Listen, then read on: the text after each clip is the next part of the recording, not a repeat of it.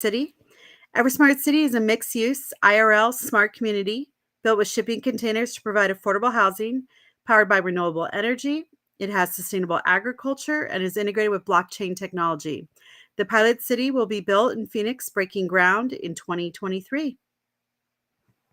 My name is Mark Anthony. I'm co-founder of EverSmart City. If this is your first time seeing one of our videos, be sure to hit the like button as well as subscribe. We have a bunch of videos uh, we've done in the past with SCD goals, our missions, our visions, our goals, as well as some really cool ideas that we have, as well as we're going to be releasing a bunch of more videos as well. So be sure to hit the notification bell so you get notified every time we go live. If you like talking about smart cities, sustainable communities, tiny homes or container homes, or even affordable homes, uh, be sure to jump in our Discord. This is kind of really where we continue the conversation and begin to expand on ideas. We love when people come in the Discord, share some articles, introduce themselves, get to know us, and really participate. So we'd love to see you guys in there and meet you guys inside the Discord. If you guys ever have any questions, drop them in the Discord because we bring those questions right here to these videos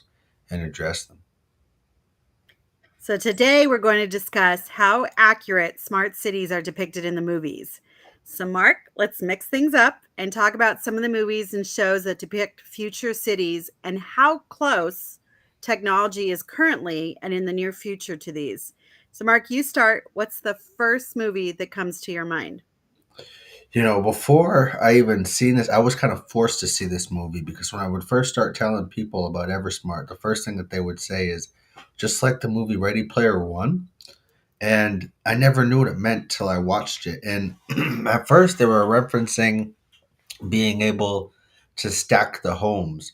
But then later, now, um, with all this metaverse madness, there's a whole new element to Ready Player One where people were playing or living their lives really, making a real living, pretty much playing video games. Every like nerdy 90 kid's dream. But in the future, they found a way to do this, and people had jobs that they would have. And it's interesting because now with these metaverse projects and games that have been releasing, this digital real estate, people buying and selling these metaverse pieces of land for thousands, tens of thousands, hundreds of thousands, and in some cases, millions. It's getting uh, really interesting the space that we're moving into and how things are developing. There's even games now that are releasing, like on Gala Games, a game called Mirandus, where one of the metaverse pieces of real estate you can buy can be like a jewelry store or like a jewelry stand. They have different sizes. They have like small, medium, large, from a jewelry stand to a bakery stand to a jewelry shop to a baker shop. And these can actually be businesses that you can play in the game and sell jewelry or sell bakery or sell, there's a weapons dealer, there's a brewery or a saloon, hotels. There's ways that you can actually earn in game money and be able to exchange that for Gala tokens, which you can exchange for Ethereum or Bitcoin or any fiat. So it's getting really interesting.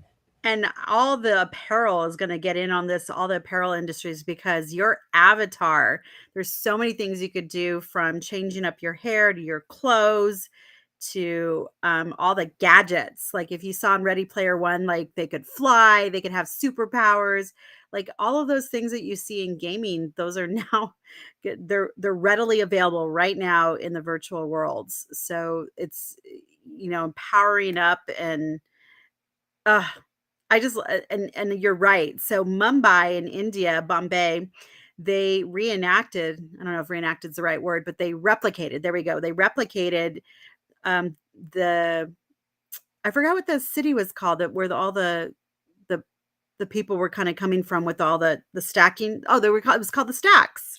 So they replicated the stacks and they used shipping containers to do it. And it's just amazing. And they took one of their what they call slums there, and they raised it and put it into shipping containers and recreated the whole stack thing, and it looks really nice.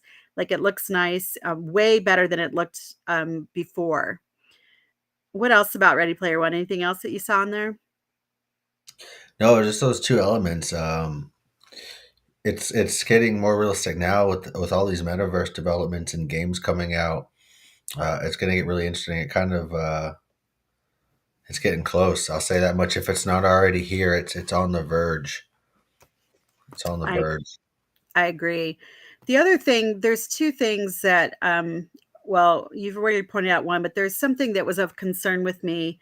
And, lots of people have brought this up in many discussions, but when they talked about the oasis, you know, the majority of people that are listening to us are probably in a first world country, so they're not going to really kind of understand this concept. But the majority of the people live like the people in the stacks, and they don't have a lot of income and a lot of ways to have diversions and whatnot from that. So the oasis, like if there was a world, like if you were living in poverty and there was a world where you could look any way you wanted to, live in any house you wanted to, um you know where would you want to spend your time? The majority of your time, you're gonna want to spend it there. So it brought up this conversation, and I love that at the end of the movie, it had 2 days where didn't they weren't in business. They shut down the Oasis, at the end of the movie, and I think that was a really interesting thing that they saw that the need for human connection was really important, and so they found a way to create that. But the metaverse ball is rolling, and it's picking up steam fast. So soon it's going to be impossible to ignore. So every business, but they better figure out how they want to play in the metaverse. Consumer facing companies, it's not about deciding if they're going to go into the metaverse, it's deciding how they're going to go into the metaverse. Retailers and brands, they're going to need to reimagine and experiment with what new immersive and consultative experiences could mean to consumers. And that's why at EverSmart, we're so eager to jump in, and we're going to start with the metaverse, because we can build that out so much more faster than we can do the IRL city. And it allows investors and the public alike and future residents to see what it's going to be like, and also to measure like the demand and to showcase all of our technology. All right, what's the next movie? Or is it my turn? One, Is it my turn? no, we can do the next movie for sure. Another movie that I always think of is Minority Report. There was this one scene where he was just walking down. I think it was through a mall, and it was at, I think, right. What was the point? I think he was running. The main character, I think, he was running from the police, or something was going on where he was trying not to be seen, but the way that the Prison. city, yeah, the way that the city was at this time, basically their facial recognition was so good, and maybe even they had retina recognition. I remember they had these little eye scanners that would go and scan everybody through a building and, Yeah. and verify everybody's identification through the retina scan. And so it came to a point where he was walking, just down the sidewalk, and all the billboards were custom to every single person that walked by, and it would basically be the same way we have Facebook ads, right? They would all be customized, Or Google uh, ads. or Google ads to us, right? But it was basically based off their facial recognition or their retina recognition. And it was just like Google ads or Facebook ads or YouTube ads where they were just completely targeted to each specific person scrolling down Facebook, or each specific person walking down the street. And it was, you know, that's what it made me think of. It made me think of, I just mentioned YouTube now, or Google, or Facebook, well on that path. It's like once we tap into, say, this metaverse stuff, is it going to happen there like that? It's going to I be I interesting. think it's incredible. Definitely in the metaverse, but I also think it could happen in IRL cities like ours very quickly. So every billboard changes depending on the people that are in front of it. Like it targets people. It's targeted marketing. Um, I don't know.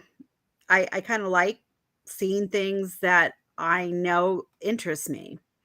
So I think I'd rather have targeted market than untargeted market. Now, most people are rolling their eyes maybe because they're like, I don't want any marketing, but that's not what we're talking about.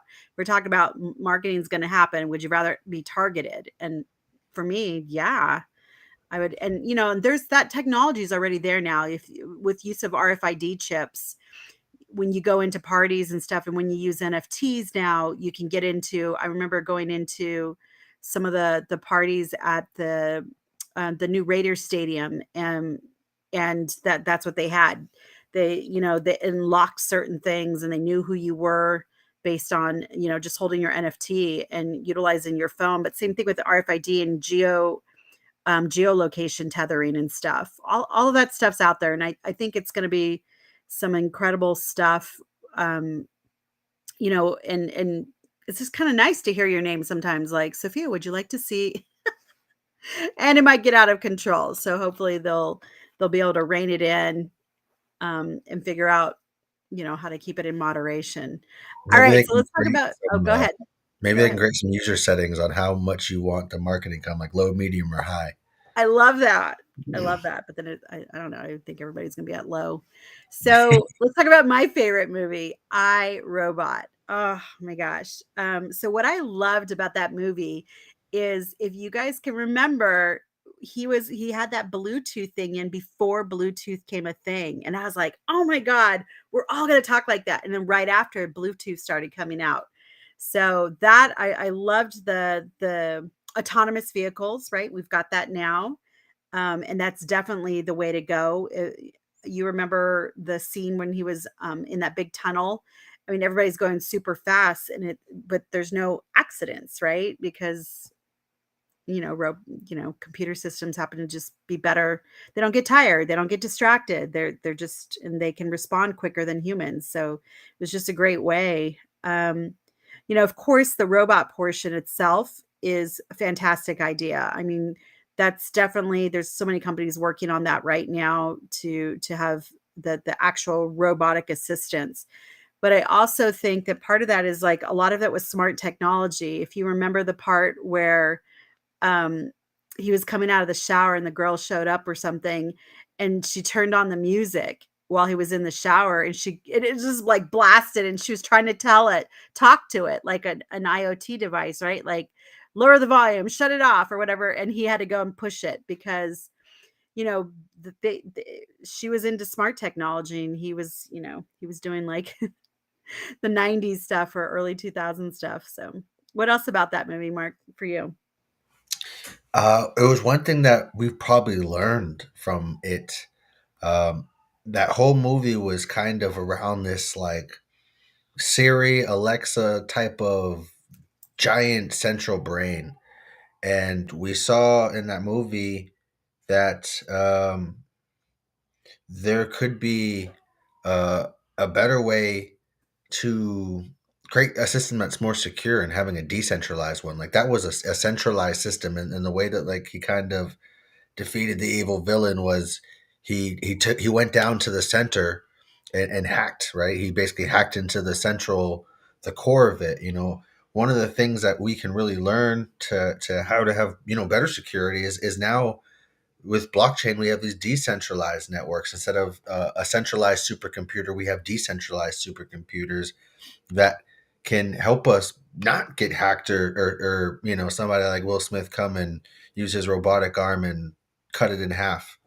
um, so there's a lot of things we can learn and things that people have been implementing, and it's been exciting. Yeah. So, all right, there's so many more. Maybe we'll do a second one because, like, I want to talk about Black Mirror, Free Guy, China's social crediting system. So maybe we'll do a second one on some other movies that depict some smart cities and futuristic city technology. This is EverSmart City. We are the first to drop a Founders Key NFT, which is backed by a smart city. So if you want to be a part of that history, you can look at the link below and purchase one for yourself. EverSmart City, where technology enhances the human experience.